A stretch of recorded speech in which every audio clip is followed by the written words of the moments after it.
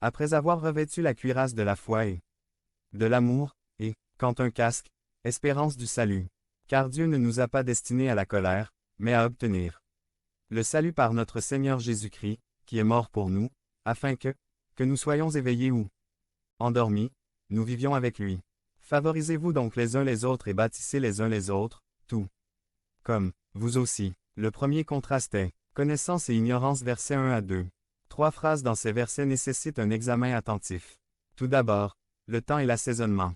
Cette phrase ne se retrouve que 3 fois dans la Bible et fait principalement référence au plan de Dieu pour Israël. Dieu a un plan précis pour les nations du monde, et Israël est la nation clé.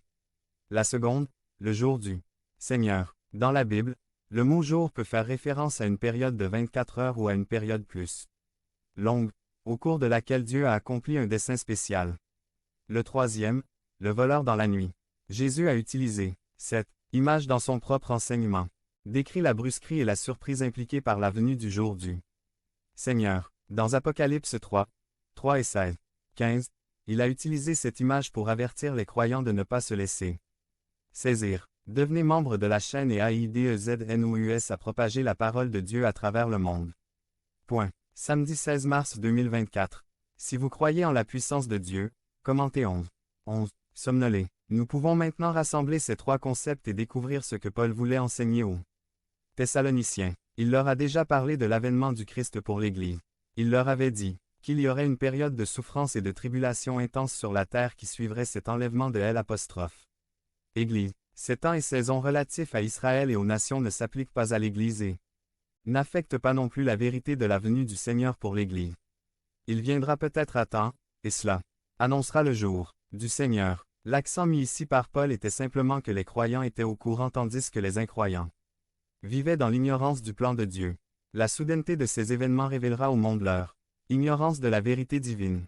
Le deuxième contraste est attente et surprise versets 3 à 5. Le monde non sauvé connaîtra une période de fausse paix et de sécurité peu de temps avant que ces événements catastrophiques ne se produisent.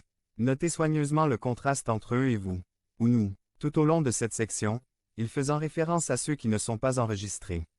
Ils diront, paix, sécurité, mais, nous dirons, Jésus vient et le jugement arrive. Le monde est pris par surprise parce que les hommes n'entendront pas la parole de Dieu ni ne tiendront compte de l'avertissement de Dieu. Dieu a prévenu que le déluge allait arriver, mais seulement 8 personnes ont cru et ont été sauvées. Terrain, sa famille a prévenu que la ville était sur le point d'être détruite, mais elle n'a pas voulu.